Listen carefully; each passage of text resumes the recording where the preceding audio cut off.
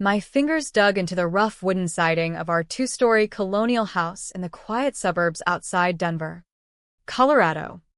The evening air carried the faint scent of pine from the nearby foothills, but all I could feel was the icy dread spreading through my veins.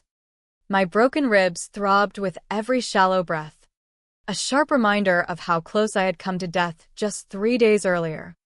I pressed my forehead harder against the living room window, the glass cool and unforgiving, as the scene inside unfolded like a nightmare I couldn't wake from.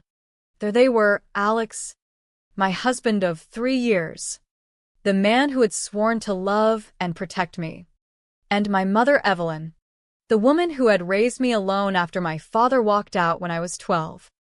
They sat entwined on the plush gray couch we had chosen together during a weekend trip to the furniture outlet, her manicured fingers threading through his dark hair, his hands resting possessively on her waist in a way that spoke of secret familiarity and passion. Their bodies pressed close, faces inches apart, sharing whispered words and lingering touches that no daughter should ever witness between her mother and husband. The betrayal stung like acid in my chest, but it was the conversation that followed that turned my blood to ice and made the world tilt beneath my feet. "We can't wait any longer, Alex," Evelyn murmured, her voice carrying clearly through the narrow gap where the window wasn't fully latched. The hospital discharge was supposed to be tomorrow.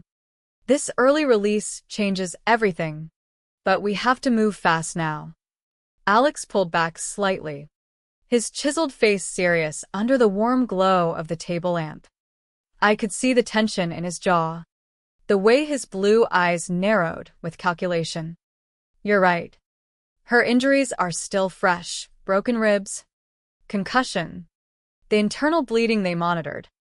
The doctors already warned about possible complications. That insurance policy we pushed her to increase last year? $500,000 payable to me as the spouse.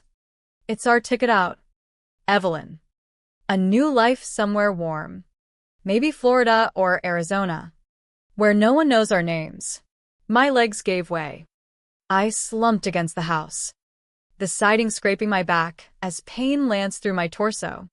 The $500,000 life insurance payout, the one Alex had called responsible planning for our future 6 months ago while we sat at the kitchen table reviewing brochures.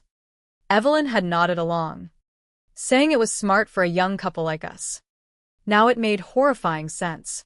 The accident 3 days prior replayed in flashes, driving Alex's work truck to my shift at the public library because he insisted my sedan was making suspicious noises.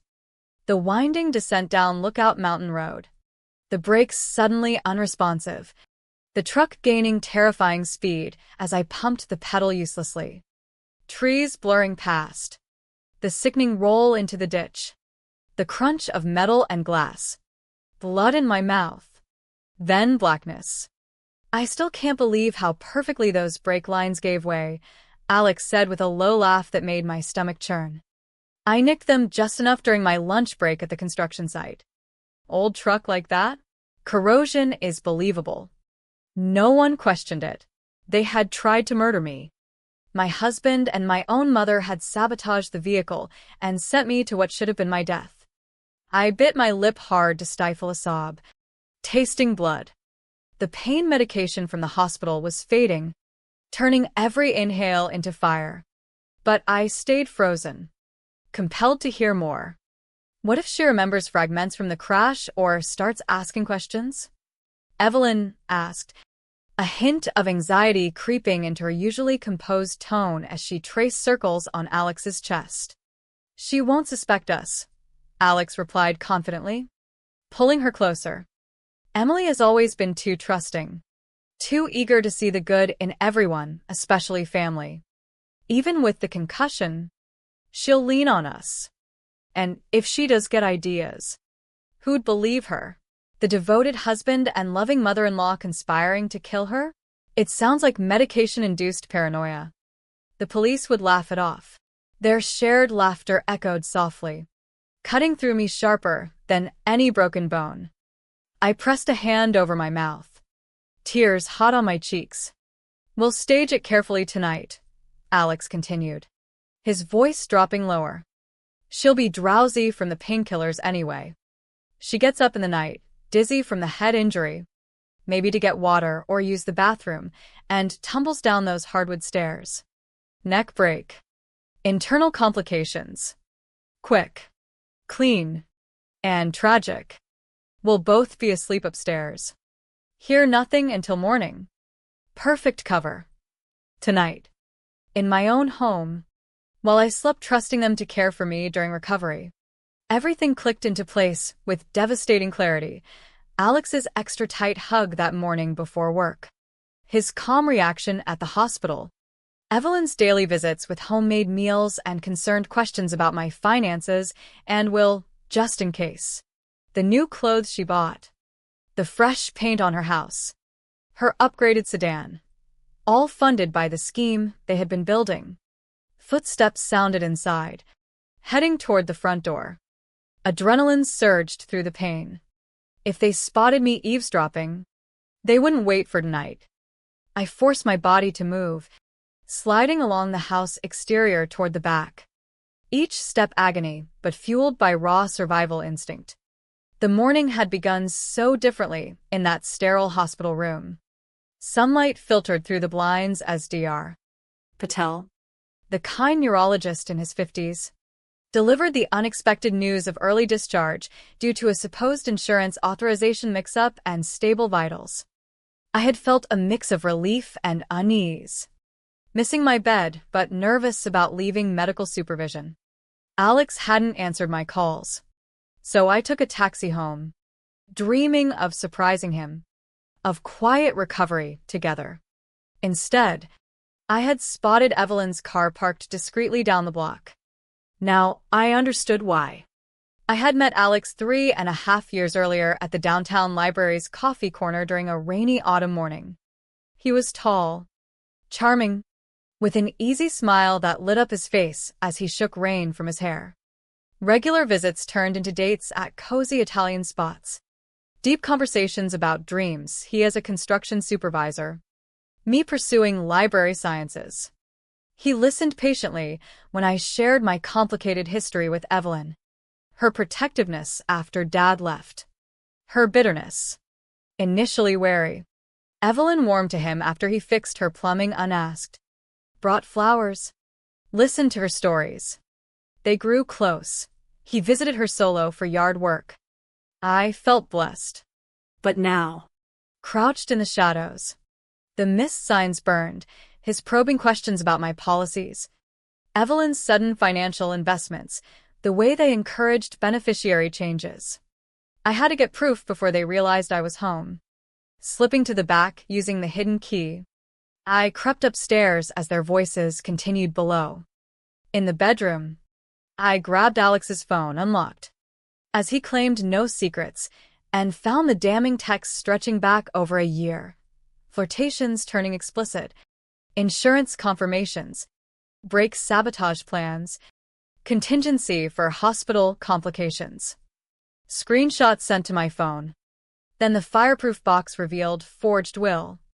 Practice signature sheets in Evelyn's handwriting. Unauthorized transfers. Footsteps approached. I hid on the balcony as sirens suddenly wailed, police responding to my earlier frantic call from the neighbor's phone after forwarding evidence. The confrontation came swiftly. As officers burst in, I stepped forward. Voice steady despite the pain. I heard everything. Handcuffs clicked. Alex and Evelyn's faces twisted in shock and denial, blaming each other as they were led away.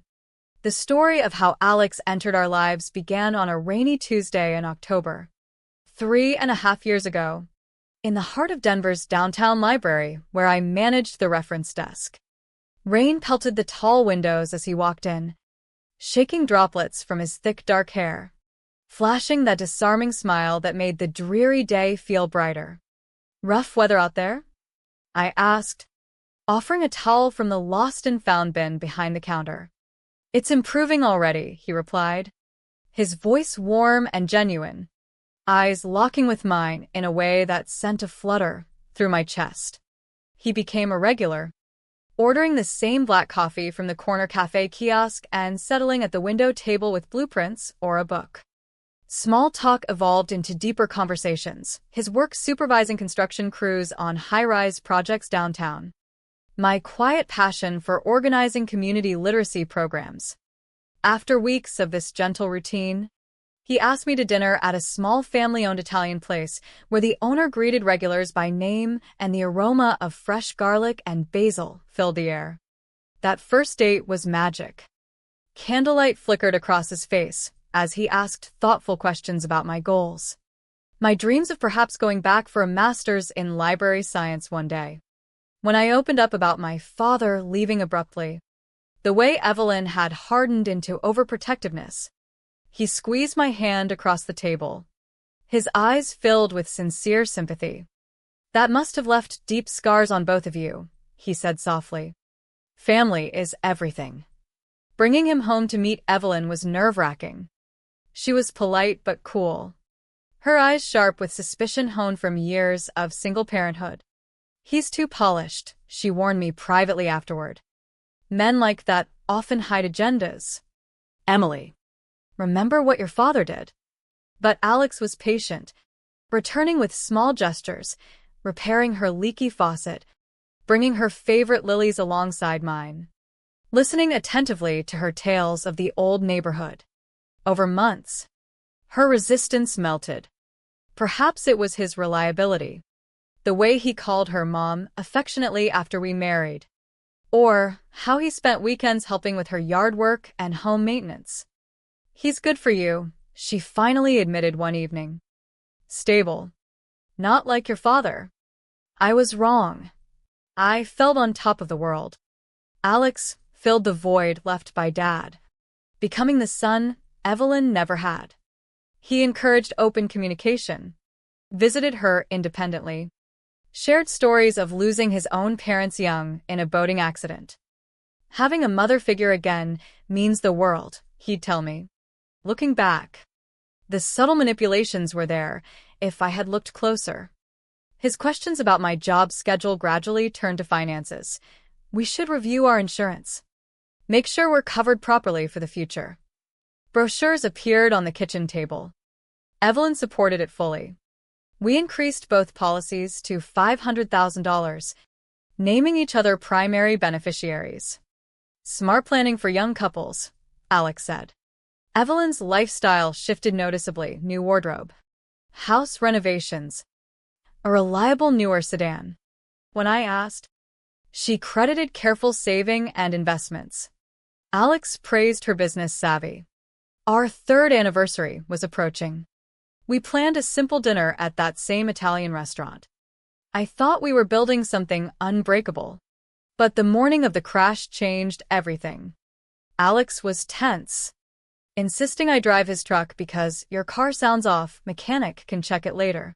He hugged me longer than usual, whispering how much he loved me. At the time, it felt tender. Now I knew it was farewell. The drive started normally. The truck felt solid, powerful.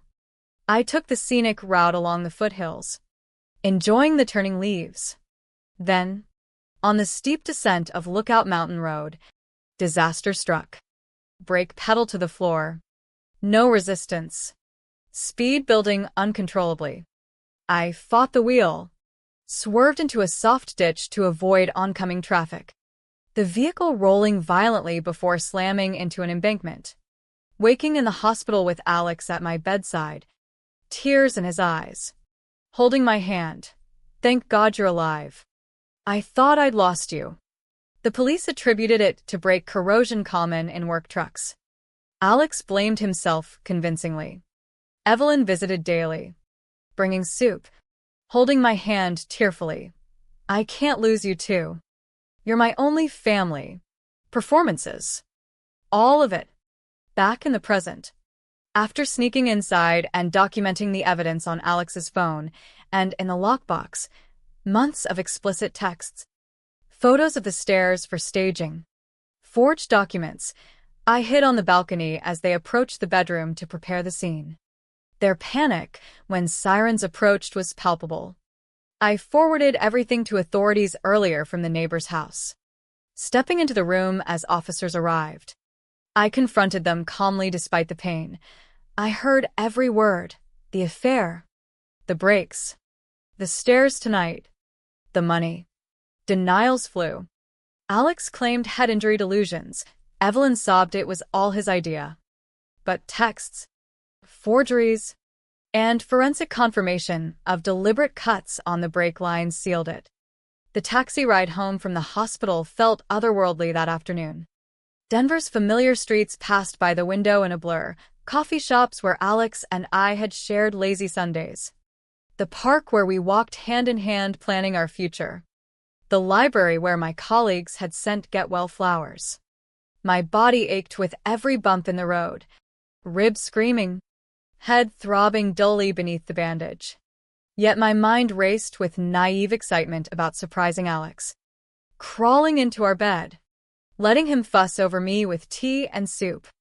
The driver, an older gentleman with kind eyes, helped carry my small bag to the porch and accepted a generous tip. As his taillights disappeared, I stood there fumbling for keys, heart lifting at the sight of Evelyn's silver sedan parked half-hidden down the block behind an oak tree. She must have come to prepare the house. I thought warmly, stock the fridge, tidy up, maybe even cook my favorite chicken soup.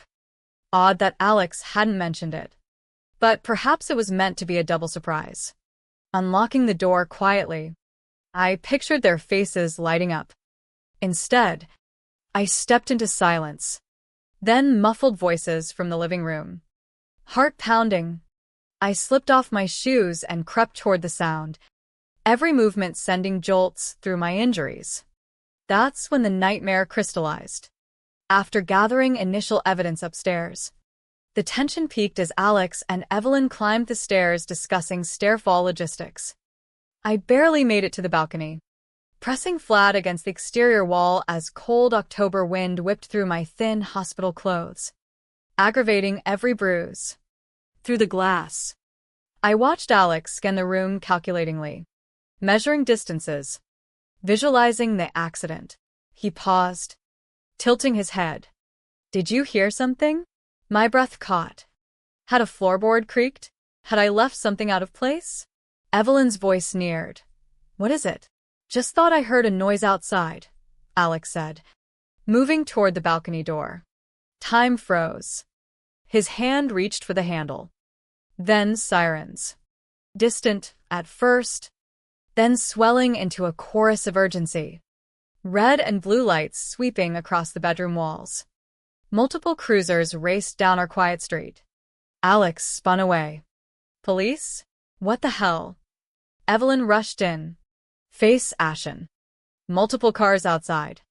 Oh God. Alex. They scrambled, deleting messages frantically on his phone. Evelyn dashing to the closet for the forged papers. But officers were already breaching the front door downstairs with a warrant. Voices booming. Denver police. Search warrant. I stepped inside from the balcony. Voice steady despite everything. I called them after I heard you planning to push me down the stairs tonight. After I saw the texts about cutting the brakes. After finding the fake will in my signature. Their expressions, pure terror mixed with disbelief, would haunt me. Alex stammered about my concussion, making me delusional. Evelyn tried the concerned mother routine. Sweetheart, you need to rest. This is the medication talking. But the evidence was ironclad. My forwarded screenshots, photos of documents, the neighbor's corroboration of my emergency call. Forensic teams later confirmed fresh, deliberate cuts on the brake lines, no corrosion, clear sabotage. Officer Ramirez, who had responded to the original crash call, explained privately, Alex's truck used raised flags and a pattern of suspicious claims they were investigating. You surviving was the break we needed. Most victims don't get this chance. The arrests happened in a blur of Miranda rights, handcuffs, and protests. Evelyn screamed Alex manipulated her. He countered she masterminded the financial side. They were separated into different cruisers. faces pale under flashing lights. As the police secured the scene, I stood aside, watching the couple who had nearly destroyed me being led away. The house, once filled with laughter and shared meals, now felt contaminated, every corner tainted by their conspiracy. The investigation moved quickly. Detectives pored over the text histories spanning 14 months, early flirtations during my work hours, escalating to explicit affair details, then cold planning, insurance policy confirmations, brake sabotage timelines, contingency for hospital complications, photos of our staircase and my medical file, the forged will, practice signature sheets, hundreds of pages in Evelyn's hand perfecting my autograph, unauthorized bank forms, all photographed and seized. Forensic analysis of the truck confirmed intentional tampering timed to Alex's lunch break at the site. The trial lasted nearly 3 months in a Denver courtroom packed with media and shocked community members. Alex and Evelyn turned on each other viciously. He claimed she seduced him and pressured the plot for money. She accused him of isolating her emotionally and threatening exposure of the affair if she backed out. Witnesses testified. My colleagues noted Alex's odd questions about my schedule. Evelyn's neighbors saw his frequent solo visits. Insurance agents confirmed the recent policy hike pushed by both. Physical evidence was overwhelming. The cut-break lines, financial trails showing Evelyn's unexplained spending aligning with scheme dates. The jury deliberated only 2 days before convicting both on charges including conspiracy to commit murder, attempted murder, insurance fraud, and forgery. Each received 25 years. No parole eligibility for the first 15. I sold the house quickly, unable to bear the memories. The proceeds, combined with careful management of remaining assets, the policies were voided due to fraud, allowed me to relocate to a small coastal town in Washington state, far from Colorado's mountains. Therapy became my lifeline. Sessions unpacked layers of betrayal, not just the murder plot, but the years of manufactured trust, the way they exploited my loneliness and desire for family unity. The physical injuries healed within months, ribs mended, concussions symptoms faded, scars lightened. The emotional wounds ran deeper. Trusting new friends, potential partners, even casual acquaintances felt fraught. Nights brought nightmares of squealing brakes, whispered plots, laughter at my expense. Yet survival brought unexpected strength. I volunteered at the local library, rebuilt routines, found solace in ocean walks and journaling. The truth, as painful as extraction, liberated me from illusions. Sometimes I wonder, how many families harbor similar hidden rot beneath smiles and Sunday dinners? How easily do we overlook red flags when love blinds us? I survived their perfect plan. That victory echoes daily. In the years following the sentencing, I never saw Alex or Evelyn again. Court updates through my attorney revealed they continued accusing each other until the end, their once intimate partnership crumbling into mutual loathing behind bars. The house sold within weeks to a young family unaware of its dark history. I packed lightly clothes, a few cherished books, photos of happier, innocent times, and drove west across state lines, the Rockies fading in my rearview like a closing chapter. Settling in a rainy Pacific Northwest town near Olympia offered anonymity and healing rhythms, misty forests, crashing waves, friendly but distant neighbors.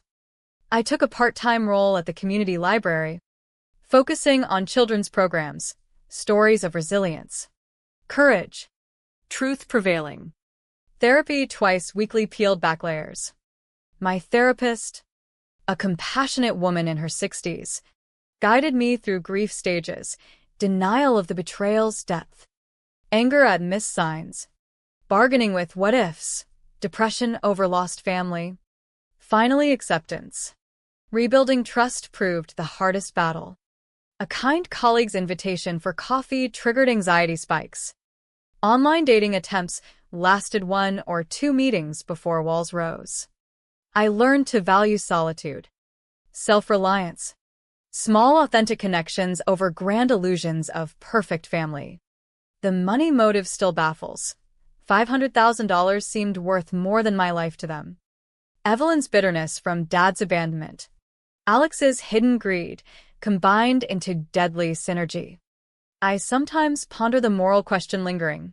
When does protection of self justify severing blood ties forever? When does survival demand confronting the monsters wearing familiar faces? Physically, I thrive. Hiking coastal trails, practicing yoga for lingering rib stiffness, breathing freely without pain. Emotionally, scars remain tender but no longer define me. I survived the ultimate betrayal. In that strength lies quiet triumph. The truth did set me free, free to forge a life on my own terms. Wary but wiser. Open to genuine light where darkness once reigned. Would I ever fully trust again? Perhaps not blindly. But I trust myself now. And that's the foundation no one can sabotage.